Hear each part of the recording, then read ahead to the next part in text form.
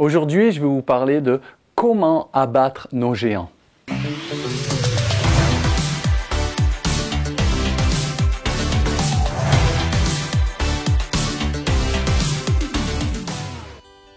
Je trouve l'histoire de David et Goliath fascinante. David est un tueur de géants, mes amis.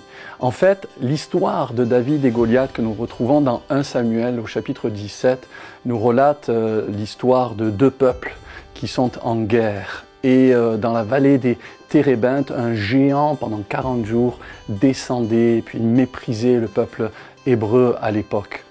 Et David va nous enseigner les leçons d'un tueur de géants. Et la première leçon pour abattre nos géants est celle-ci: il faut apprendre à marcher dans l'humilité. En fait, David, un matin, se lève, un matin tout ordinaire. David se lève et son papa lui propose d'aller à la rencontre de ses frères pour apporter des victuailles et les ravitailler sur le champ de bataille.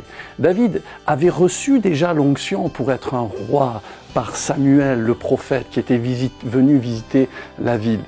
Et David était naturellement retourné dans ses pâturages. Et là, son père donc lui propose d'être le coursier de ses frères. Humblement, David, en se levant le matin, est allé vers ses frères. Avec beaucoup d'humilité, il est allé servir ses frères et se retrouver finalement sur le champ de bataille où tout va basculer. Mais ça commence par un homme qui a un cœur de serviteur. En fait, David, c'est un roi, il a une onction royale, mais il n'est pas trop grand dans sa tête. En fait, il est petit à ses propres yeux et il est aussi capable simplement d'être au service de ses frères. C'est le roi serviteur, un petit peu comme notre Seigneur Jésus, qui a été le roi par excellence et le serviteur de tous. En fait, la première leçon de David et Goliath, c'est que pour être un tueur de géants, il faut apprendre à marcher dans l'humilité. Savez-vous que la Bible dit, vous le savez sans doute, que Dieu résiste aux orgueilleux, mais il fait grâce aux humbles. Et quand on veut s'élever, Dieu nous abaisse. Mais quiconque s'abaisse, Dieu l'élèvera. Et l'humilité se voit au quotidien lorsque nous sommes à notre travail, lorsque nous sommes dans nos relations, vous savez, dans des simples conversations parfois, quand on veut à tout prix avoir raison, quand on veut avoir le dernier mot, surtout, il faut savoir parfois pas chercher à avoir raison et par humilité garder nos relations en bonne santé, c'est important. David se retrouve donc sur le champ de bataille, il apporte les victuailles à ses frères et là, en simple coursier, il va se retrouver en prise avec ses frères, avec le peuple hébreu, ses guerriers, tout cela. Et puis là, il va entendre le géant venir insulter à nouveau le peuple d'Israël et il y a quelque chose en lui qui va monter et il va vouloir aller en découdre avec le géant. Il va aller se tourner vers son frère, notamment, il va aller vers son frère Eliab pour lui parler. Et la Bible dit que quand Eliab va le voir, il va l'invectiver avec colère, il va le mépriser en lui disant « Mais qu'est-ce que tu as fait des quelques brebis qui t'étaient confiées ?» En fait, il a pris David pour un orgueilleux. Mais David n'était pas un orgueilleux, David en fait était un homme tout simple. Mais là, je note une deuxième leçon de David et Goliath, c'est que David, face à son frère en colère contre lui, nous donne non seulement d'abord une leçon d'humilité, mais là il nous donne une leçon de sagesse. David ne va pas réagir face à l'offense et au mépris de son frère. La Bible dit que David, tout simplement, va se détourner de lui. Et là, je vois une seconde leçon de sagesse. Il ne va pas perdre son énergie, son temps, ses forces, son attention en essayant d'argumenter avec son frère, mais il va se détourner. Vous savez, si nous voulons vaincre dans nos batailles, si nous voulons être prêts et aptes à vaincre nos géants, il faut savoir choisir nos combats.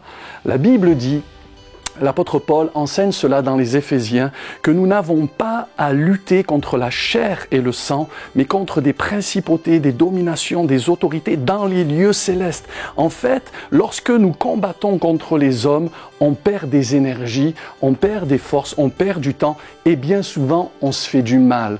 Je ne sais pas si vous avez déjà essayé de régler des conflits entre personnes, c'est toujours très délicat et moi en tant que pasteur j'ai parfois essayé de le faire. Vous savez, les combats de chats, si on veut mettre la main au milieu de ça, on peut vraiment se blesser.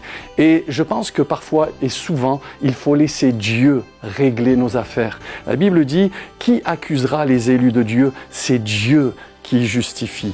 Et je vois chez David ce cœur. David se détourne tout simplement de son frère qui est en colère contre lui, et là il nous donne une grande leçon de sagesse. Écoutez bien ceci, si tu gardes tes forces pour les bons combats, tu auras de l'énergie pour les vrais combats si tu ne perds pas tes forces dans les faux combats. C'est pour ça que l'apôtre Paul dira à plusieurs reprises à son collègue, combat le bon combat. Ce qui sous-entend qu'il y a des faux combats. Il y a des combats qui nous font perdre du temps, de l'énergie et qui nous privent des forces pour les vrais combats de la vie. Si on veut aller au bout et abattre nos géants et être prêt, il faut non seulement apprendre à vivre dans l'humilité, mais il faut apprendre à vivre avec sagesse et choisir les combats de notre vie.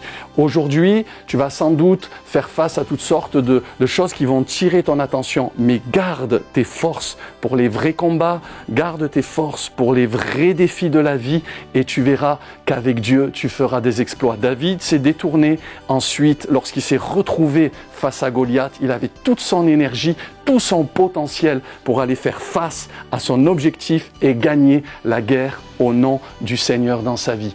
Aujourd'hui, concentre-toi sur l'essentiel. Dieu t'attend pour vivre de grandes et de belles choses en son nom. Amen.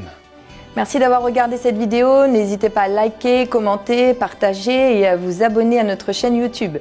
Vous pouvez nous suivre sur les réseaux Insta, Facebook et le site de l'église Ciel Ouvert. À très bientôt.